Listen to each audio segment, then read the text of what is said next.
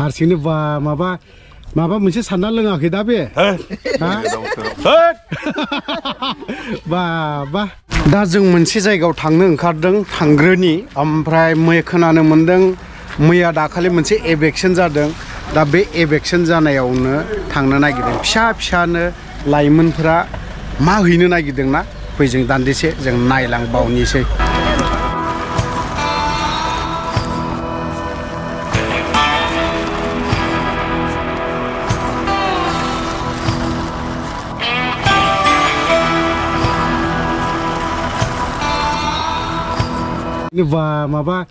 माबा मोनसे सानना लोङाखै दा बे आदा भिडिअसो बानाय मा सानना बानायलाबायदों बा ओरैबायदि खस्थ'नि गेजेरजों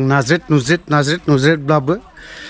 लाइमुथि आस्राबारि गामियावहाय जों सफैबाय ओमफ्राय दा बे आस्राबारि गामिनिफ्रायनो जों दान्दिसे थाबायलांबावनोसै ओमफ्राय गोबां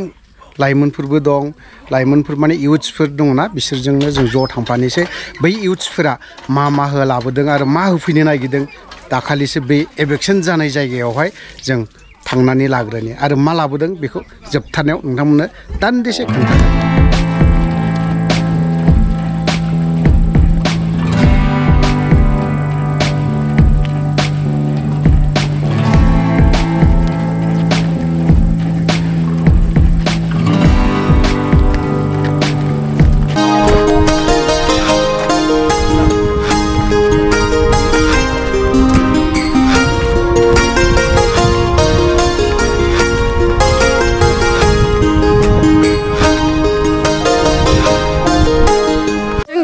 सुबारिनि बाबु दैबाना लोमजानाय मानसिसो जों दैबाना लोमजाजोबनाय न'आनो गैले जोंनिया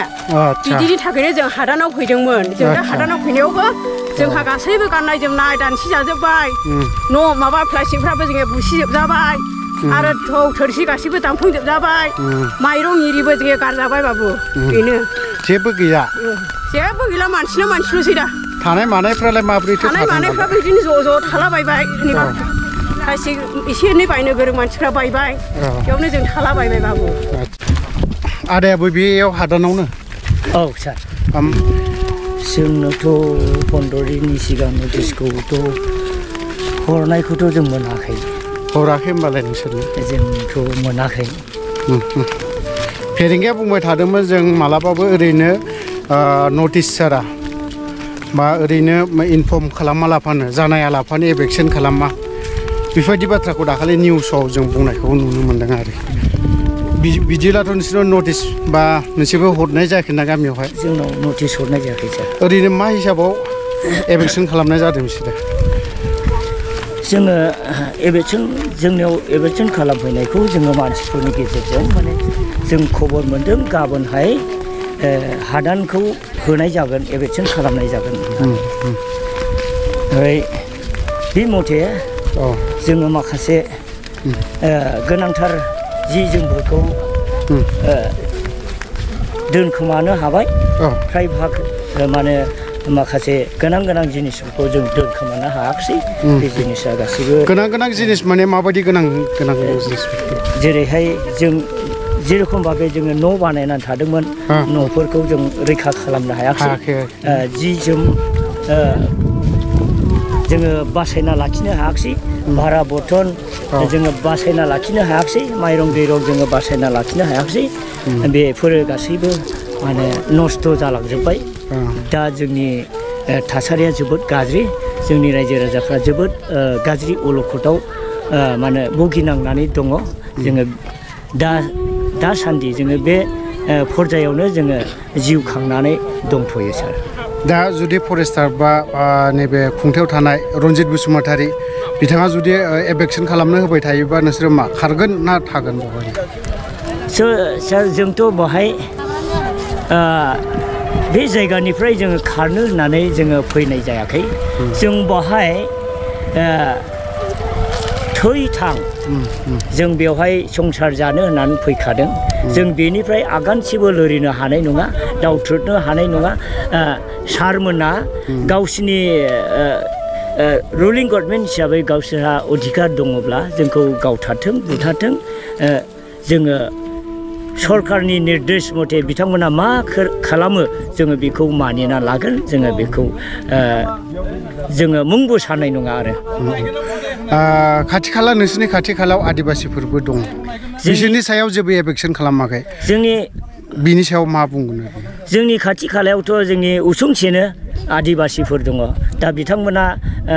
आलो गोजोन सुख सान्थियै माने संसारखौ जागासिनो दं जोङो नुदों जोंजों लोगोसेनो थाफायो जाफायो बिथांमोननि सायावथ' जेबो माने गाज्रि आखुथाय दिन्थिनाय मावनायखौ जों नुवाखै खालि जोंनियावल' जोङो नुगासिनो दङ थारैनो नोंथांमोना रायजो राजाफ्रा जाय आदाया जेरैबायदि बाथ्रा बुंदों बेखौ नोंथांमोना खोनाबाय जानांगौ बा मोनथिबायबो जानांगौ दिनै खाथि खालायाव बिसोरनि खाथि खालायावहाय जाय गुबुन हारि जों बर' नन बर'फोरना जायखौ बुङो आदिबासि बै सुबुंफ्रा दिनैहाय बिसोरनि खाथियावनो दङ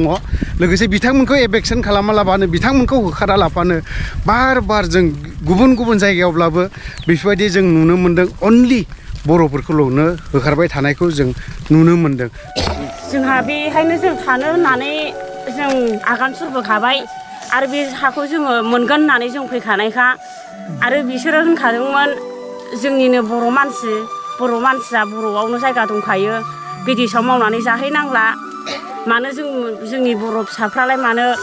सिख्ला लाइमोन सेंग्रा लाइमोनफ्रा मानो बिदेशआव मावनानै जाहैनो नांगौबा जोंनि जायगायावनो हा दङ जोंनि बड'लेण्ड रायजोआवनो हा दङ होननानै जोंखौ बुंनायखाय जोङो खोनाबोबाय थायो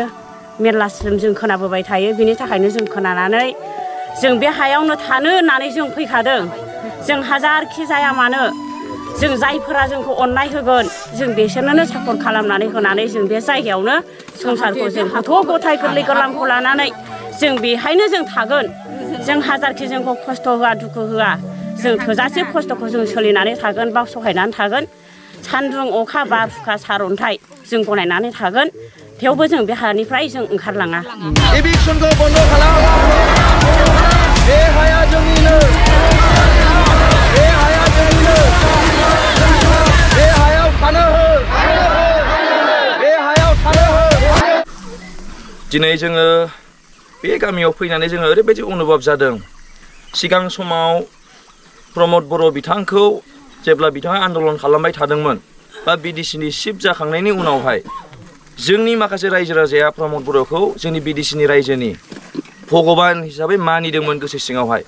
नाथाय दिनै ओरैबायदि दुर्भाग्यजनक खोथा बा गोसोआव दुखुनांथाव खोथा जाय प्रमद बर' बिथाङा दिनै गावनो बुङोमोन जे बिडिसियावहाय 100 फुट गोथौ जावनानै नायब्लाबो जोंनि बर' आबै आयंनि हारा मोनगोन होननानै बुंदोंमोन सारमोनखौ